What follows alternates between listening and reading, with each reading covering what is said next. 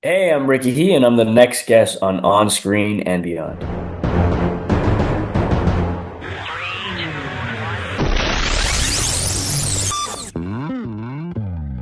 On Screen and Beyond, an inside look into the entertainment world featuring interviews with people from the movie, TV, and music industry, news on upcoming TV and DVD releases, and the rumor mill. And now, here's the host of On Screen and Beyond, Brian Zemrak.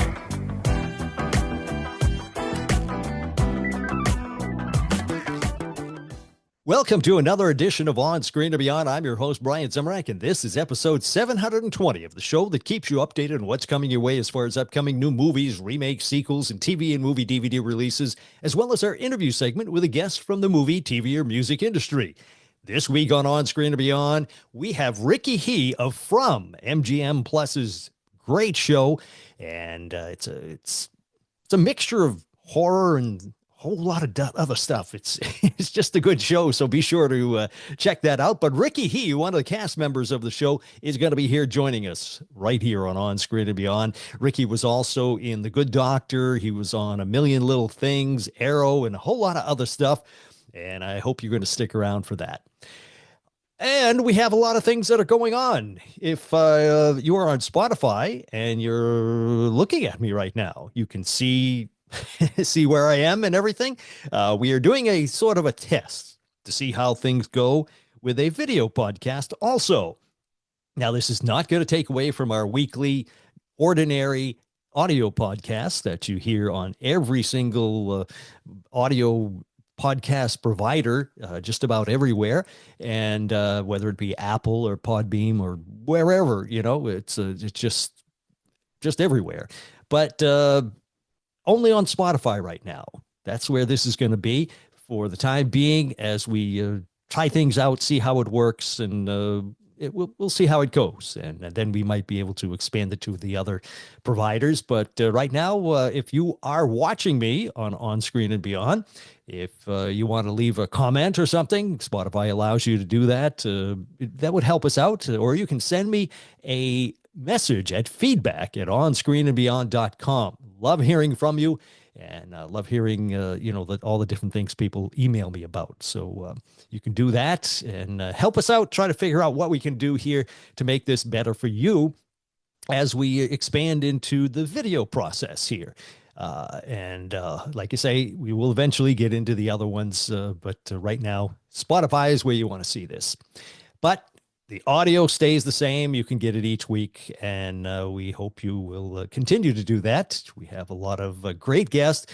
On Screen to Be Honest, been around for 18 years. This is our 18th season, and we have over 720 guests now. And I think if you go back in time to all those different episodes, you'll find that we've had some amazing guests that talk about their careers, music people, Grammy winners, Oscar winners, the whole works. They're all there. Go back to your favorite podcast provider and, scan through it. See how all the different people we've had. And I think you'll find some people that you would enjoy listening to, whether it be an old TV show, new TV show, an old movie, a new movie, or one of your favorite music stars. They're all right here on Screen and Beyond. Well, why don't we get right into it? It is time for remakes, sequels, and prequels right here on Screen and Beyond. Please hang up and try again. Remakes, sequels, and prequels. July 11th, Superman flies back into the world of the big screen once again. And if you've seen the trailer looks amazing. And Sonic Hedgehog 3 has made its mark in theaters. Now they say that Sonic Hedgehog 4 is moving ahead with a spring of 2027 premiere. And it looks like the Scream franchise is just rolling along. Courtney Cox will be back for Scream 7, and Anna Camp of Pitch Perfect also has joined the cast. And Mark Wahlberg's The Family Plan is getting a sequel for Apple Original Films. May 30th, Karate Kid Legends will drop into theaters. And one more thing here, it is time for upcoming new movies on Screen and Beyond. Upcoming new movies, Greg Kinnear of many films, including As Good as It Gets, is going to be joining Ron Perlman and Colin Camp. They're going to be headlining The Survivors. Now, this is a dark comedy thriller. Covers all the bases there. And it looks like Paul Rudd and Jenna Ortega will star in Death of a Unicorn. It's listed as a comedy horror film. And Dustin Hoffman of Rain Man fame will star in a drama called The Revisionist.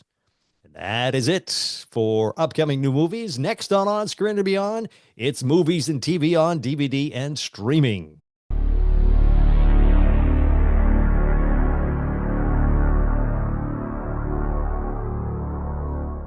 Movies and TV on DVD and streaming. Well, it looks like the Wayans Brothers Complete Series arrives on DVD on February 4th.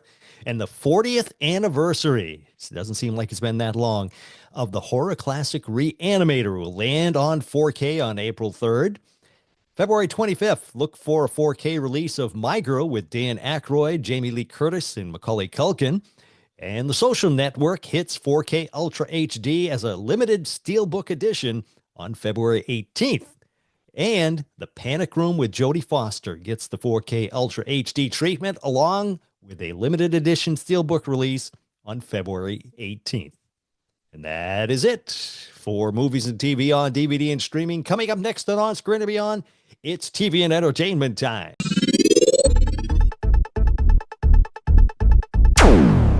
TV and entertainment time. Deborah Norville, the host of Inside Edition, will host the new syndicated game show called The Perfect Line next fall. And The Day of the Jackal will return for season 2 with Eddie Redmayne. And it looks like The Mayor of Kingstown with Jeremy Renner has been renewed for a 4th season.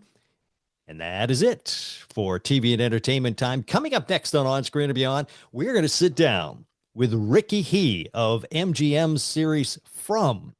And now Ricky also has been in The Good Doctor and A Million Little Things and Arrow and so much more.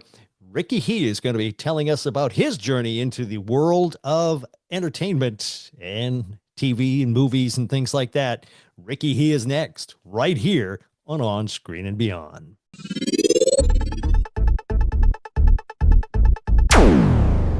Hi, I'm Annette O'Toole. I am on Screen and Beyond.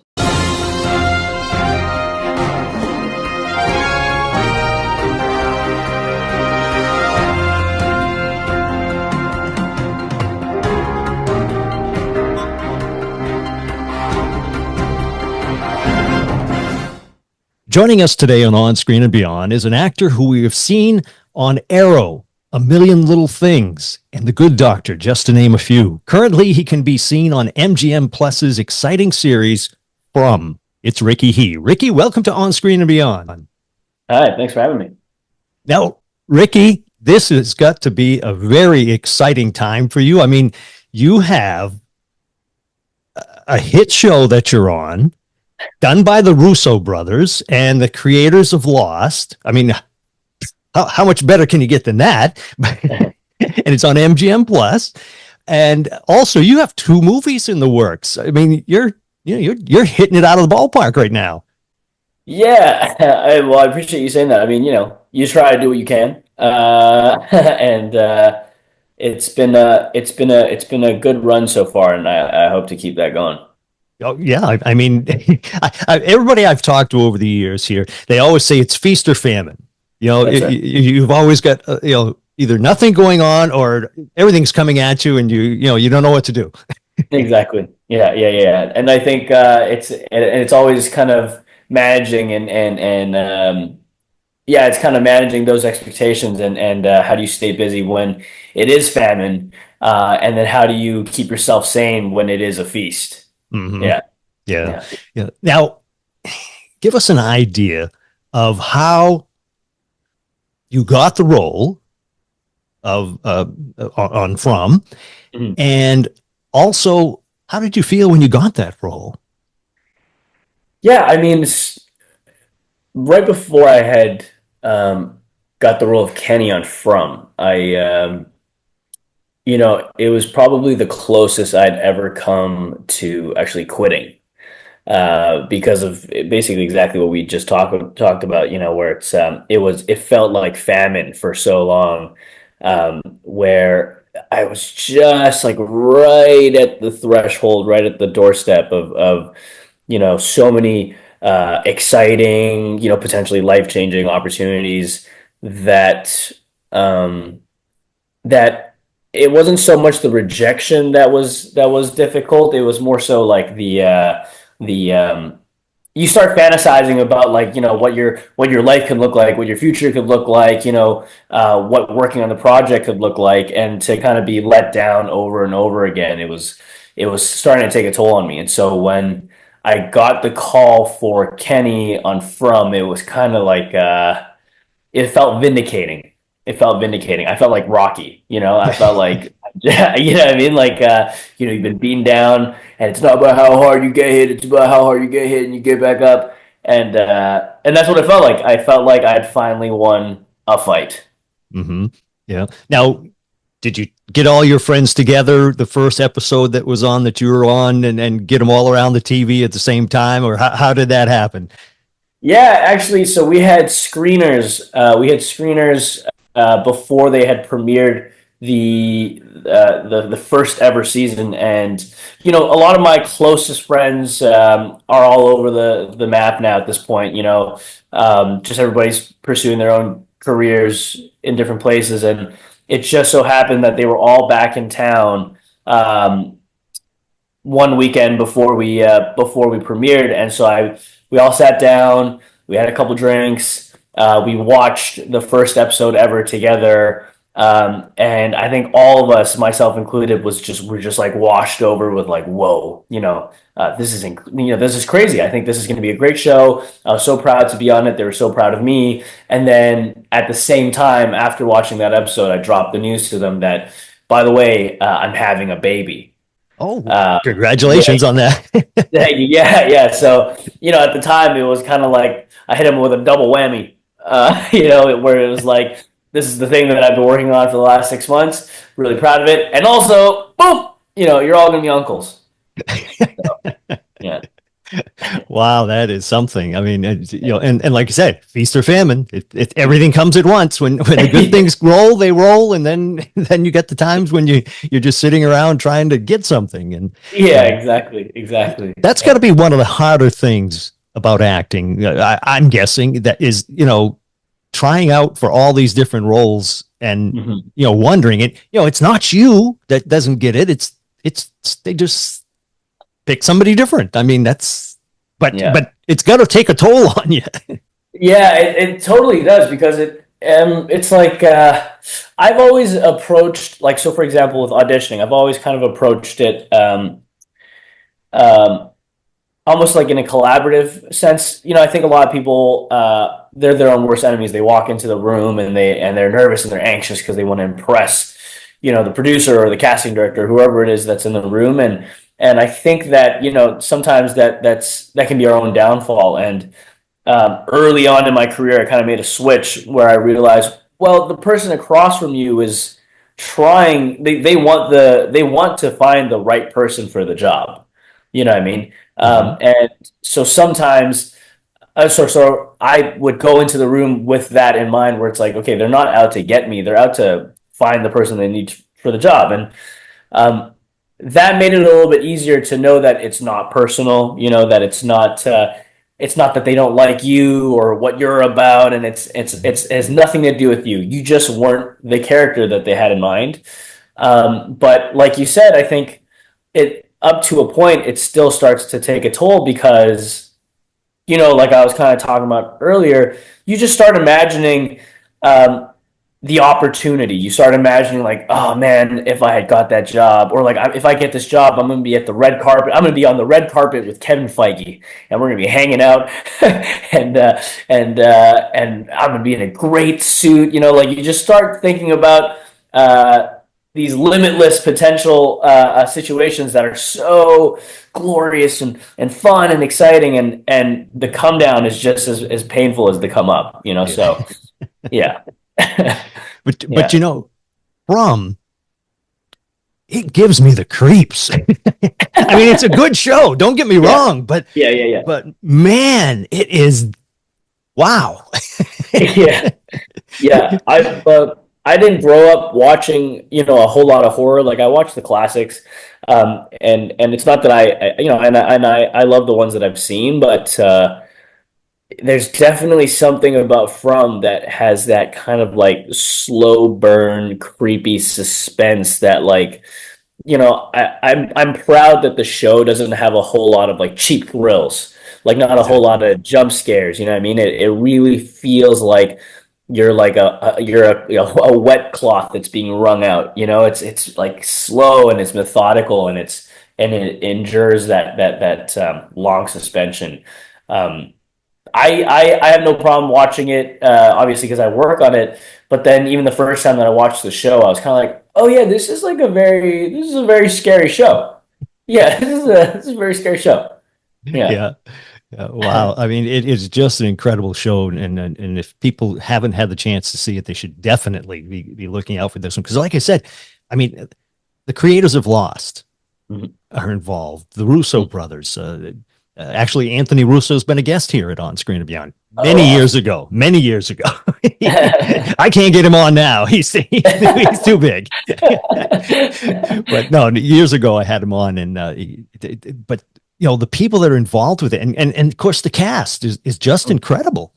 Yeah, yeah, yeah. I think you know, if I can speak about on behalf of everybody else, I just feel like the show, but also the entire cast, we really got very lucky with a great group of people. In the sense that like when basically every single person on the cast when we had got signed on to do From, everyone was so talented, so gracious, but also so hungry. Hungry for an opportunity to work on something like From.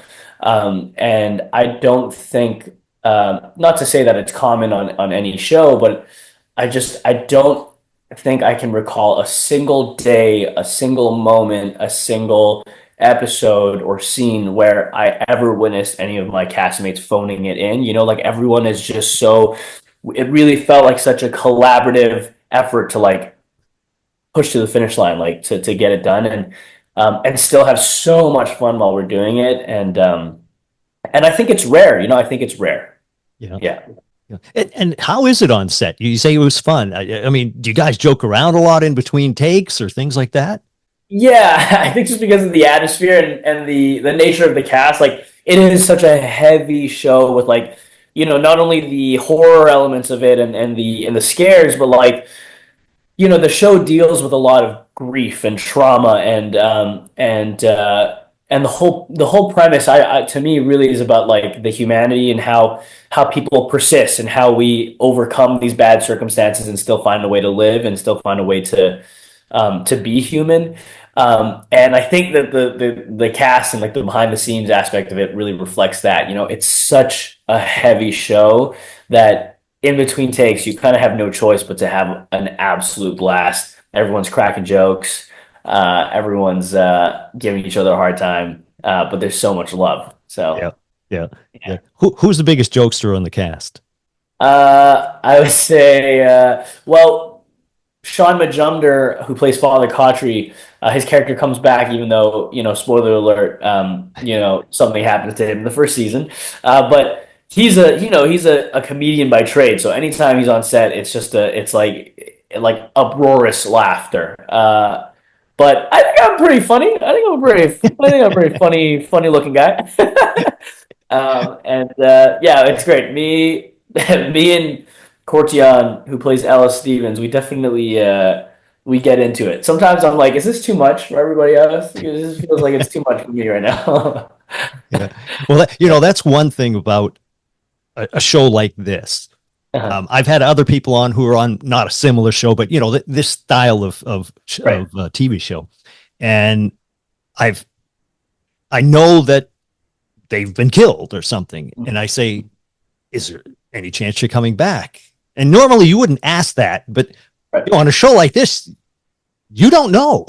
I Yeah. mean, Yeah. anything could happen. So yeah, I know that's the thing is like so yeah, like Sean character is a perfect example. He continuously comes back, where we're not sure if he's an apparition, he's like some sort of he's just Boyd's conscience, excuse me, and or if he's like, a product of the town. But yeah, it's just one of those shows where anything happen. Yeah. You die, but you kind of come back. You can kind of come back. Yeah, yeah. Yeah. Now this is season 3 Mhm. right now. Any word yet if it's going into a 4th season, or anything you can share with us, or is it going Yeah. into 5 and 6 too? Or Ooh, that'd be well, we just got the official notice last week, I think, that we have been picked up for season 4, and we're probably gonna likely shoot that early next year, Mhm. and hopefully have it out by I don't know. I think on deadline it said they're gonna aim for 2026, but if we can get it out sooner for the fans, that'd be great because that's been all of my comments on social media lately is like, I have to wait until 2026. Come on, man, get to work, guys. What are you doing? And I'm like, I don't. That's way above my pay grade. Right. Yeah. Yeah. Yeah, Well, yeah, and that's one of the things that I've mentioned this on different people I've interviewed and everything, is that I am so, hey, I'm old. I grew up with 24 episodes. When I was a kid, it was 36 episodes. yeah, yeah, yeah, yeah. Now it's 6, 8, or 10, and it's like you guys are Yeah. just you're just wetting our whistle. We want to see so much more, because you hate to see it end. You want to Yeah. keep it going, but it's just something that, like I say, I'm old, so I'm used to long series. Yeah, the landscape has just changed so much. Even like, one of my favorite things about our show, that seems to be one of the main issues that some fans have, is just the fact that, like, to me, like, old school, like, good television it's long format, right? Like, we're trying to watch this and see how it pays off at the very end, right? Especially when it's a mystery box show like this. But because of streaming, it's like we're still used to, like, by the 10th episode of each season, we have to have a completely conclusive answer to every question that you've had since the beginning. But this season 3, we definitely gave out some massive answers, and I think the fans are extremely excited and satisfied with that. And yet, you'll still have a handful of fans that are like, "Well, yeah, you answered some questions, but I have like 10 more questions." It's like, well, that's the show. We gotta keep watching and find out. Exactly. Yeah. You got to Yeah, keep them wanting more. That's the thing. Yeah. yeah, So is exactly. there a favorite episode that you liked? Um, Whether it's one that you were in, what I mean, a scene or anything like that. But is there a favorite for you? I think one of my favorite. I'll give you two of my favorite episodes.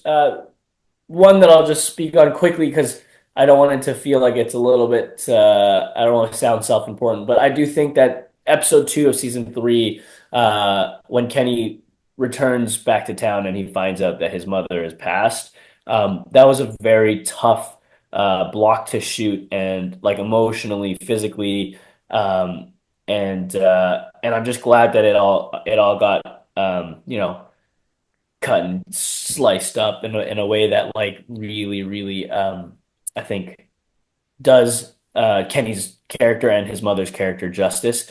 I think it's a really painful episode to watch, and there's something that I'm proud of about that. And then another one is like episode 2, episode 7, I believe, season 2, where Boyd kills one of the monsters. Like, that's just like one of the coolest Mhm. episodes.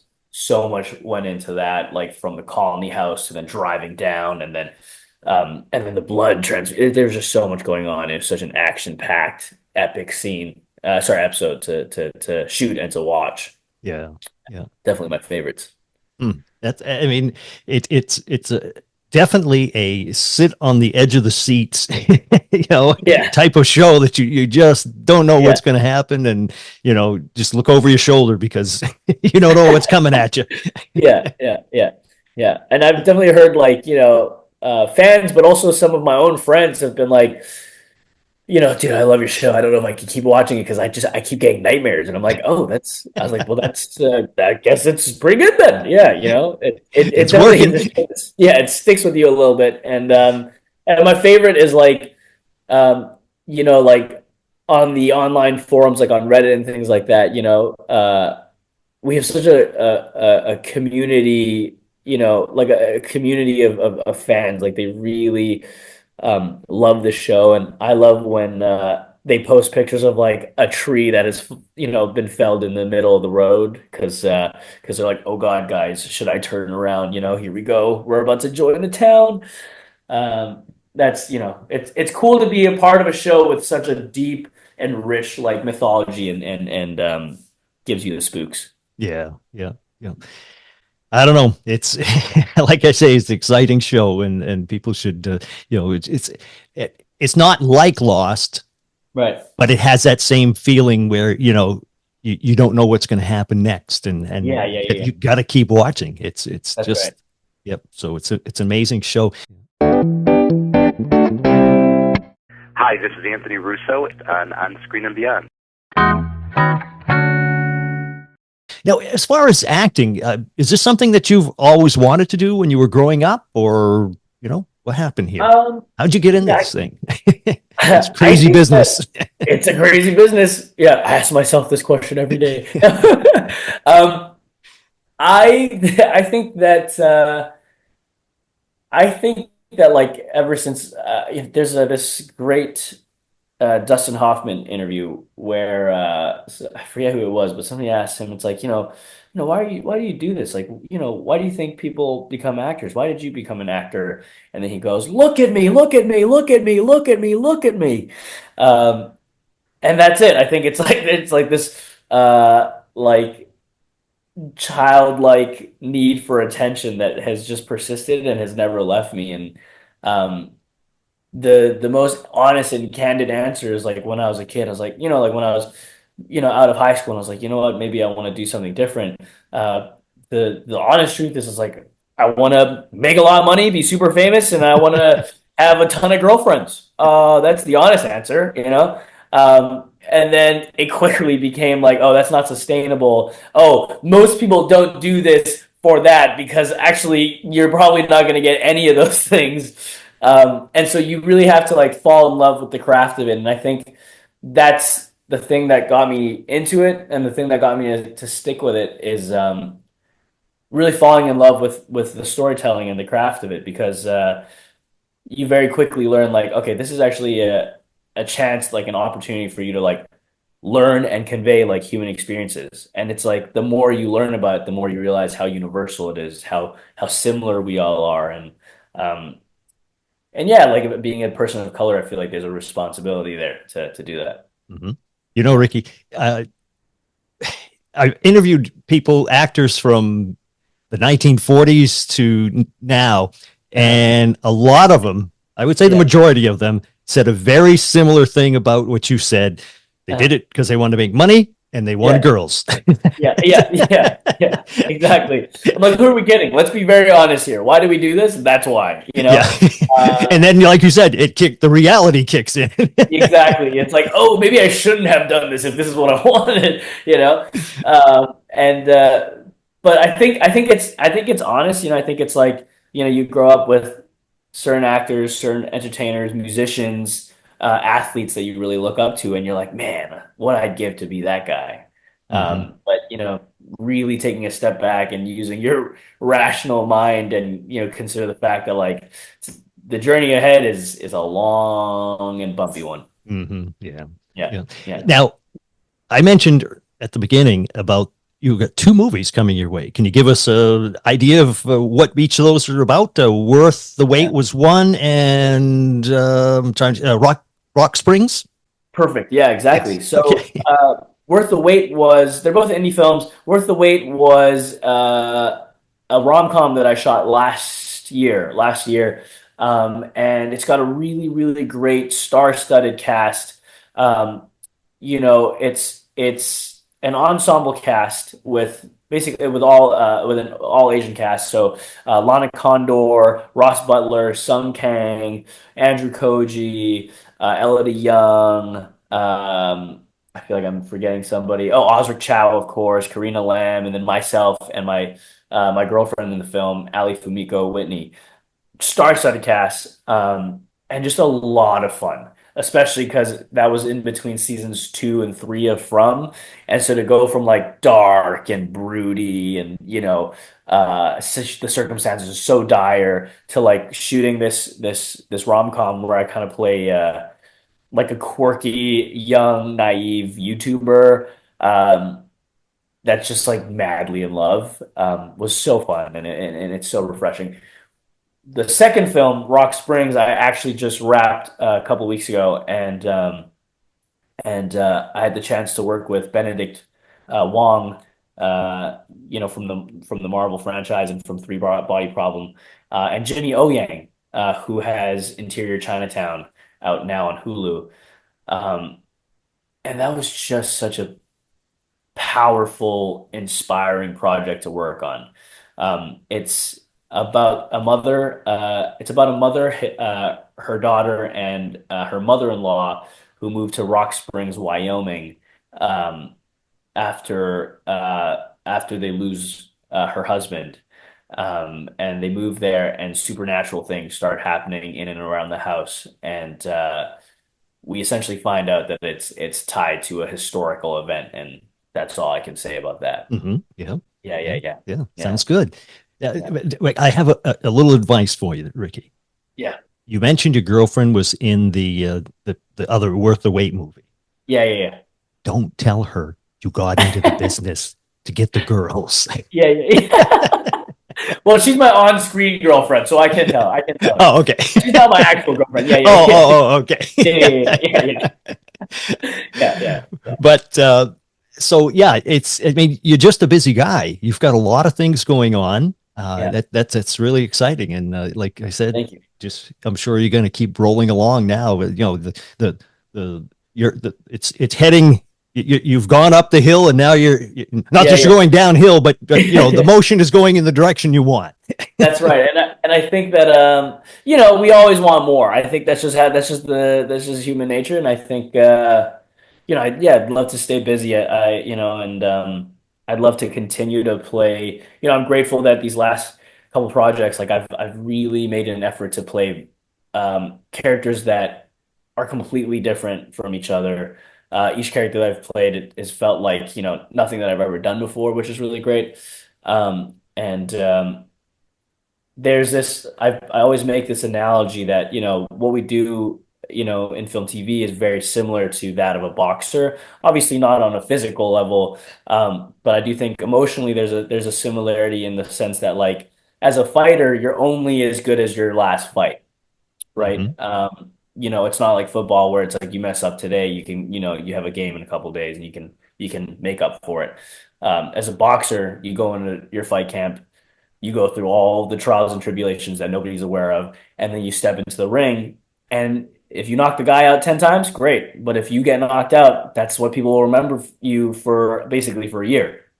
And there's something that's similar in that in this, where I'm like always constantly itching to get to the next thing because I don't want people to only remember me for that last project. So yeah, just trying to stay busy and keep telling really, really important and powerful and fun, entertaining stories. Yeah. Now you mentioned different shows you've been on and the roles you've had.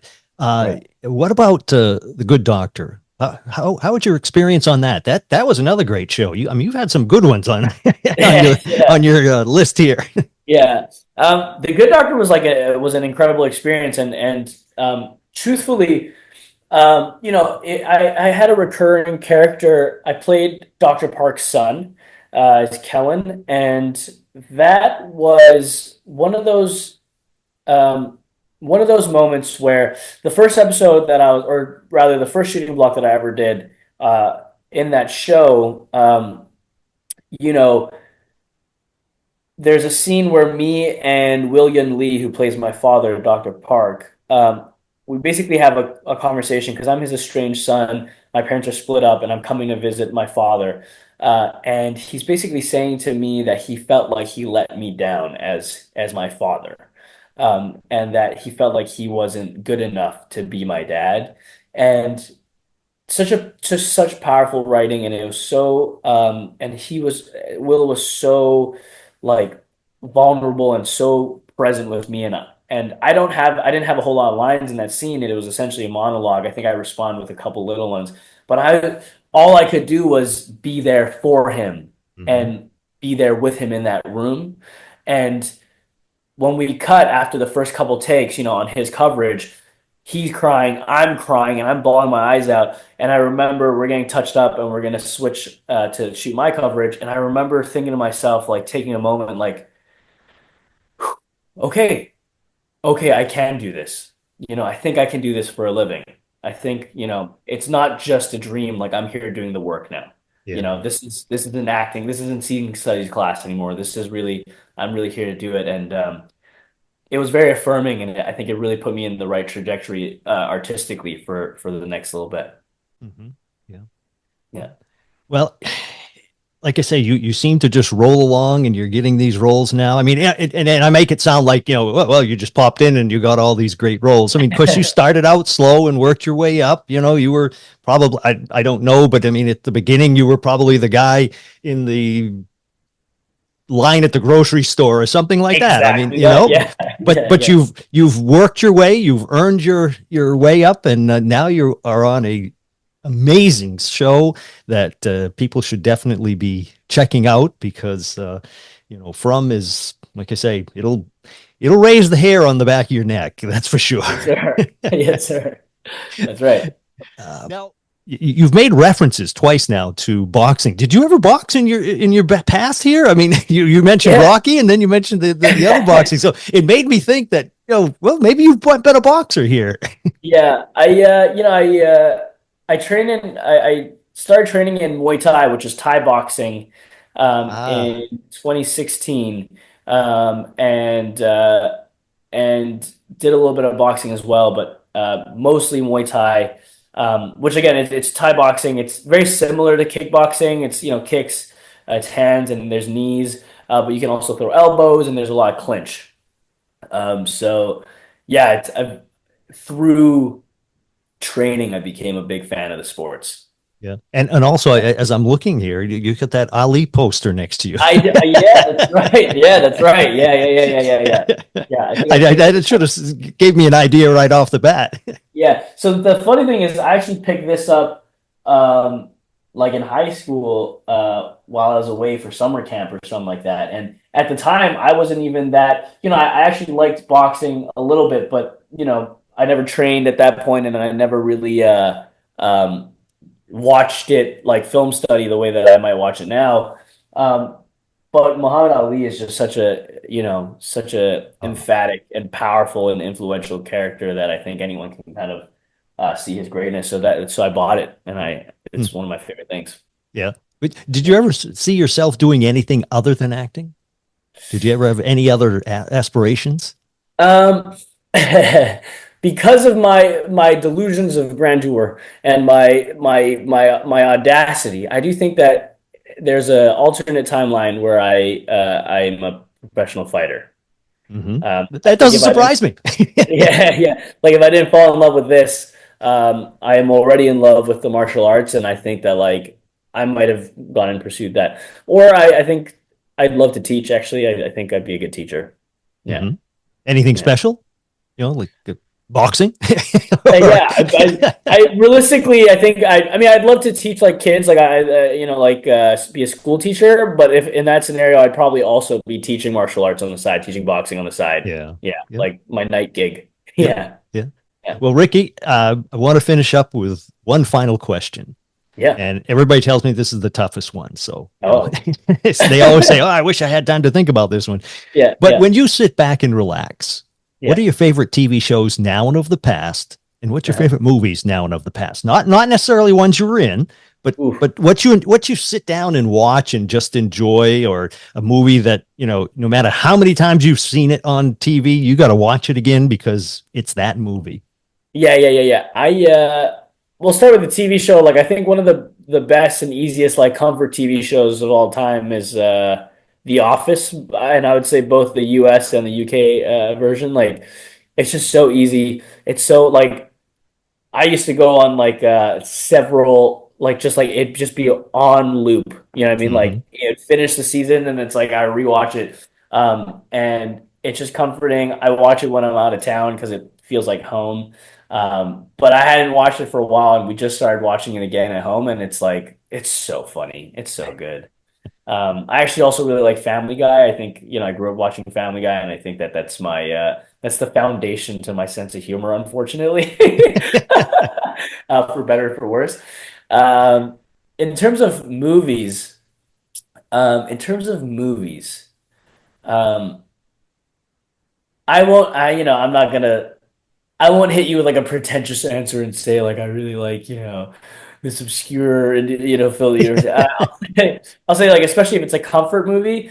One of the first movies that I remember sitting in the theaters watching and then crying and not expecting to cry in this movie was Click with Adam Adam Sandler. Sandler. Yeah. Okay. Yeah, I am such a die-hard Adam Sandler fan, and to manifest it, I am so certain that I will work with him someday. I just know it. I can feel it. But yeah, Click was like it's funny. It's got heart. It's got a great message.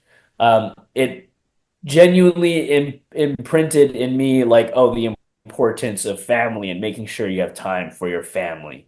Um, yeah, I love that movie. Hmm. Yeah.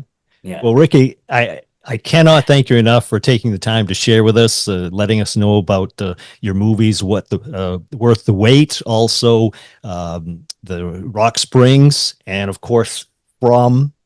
I hope that goes on forever, and you have a job for a long period of time on that Yeah, yeah, yeah, one. yeah. But I thank you so much for sharing with us, and wish you luck. Thank you for having me. I appreciate you.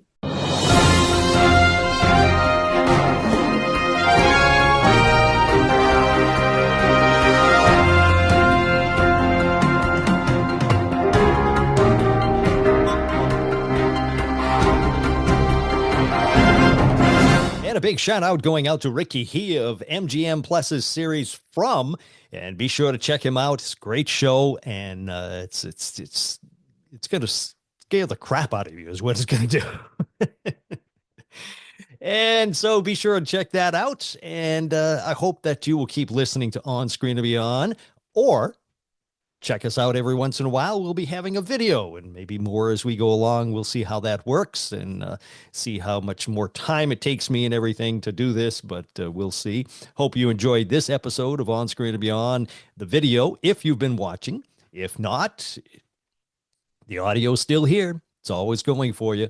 So each week we come up with a new guest here at On Screen and Beyond. And as I said earlier, if you have not been listening to On Screen and Beyond, and you happen to stumble upon it, whether it's because of the video or, just finding it, we have been around for 18 years and we've had some incredible guests all the time, keeping you, informed and also getting you to know these people that you've seen, whether it's music, TV, or movies, people who have been in these shows and and you get to know them a little bit better right here on Screen and Beyond. So I hope you'll keep listening and watching. And that's it. That's a wrap for this episode of On Screen and Beyond. So until next time, when we once again take you on screen and beyond, I'm Brian Zemrak. Take care.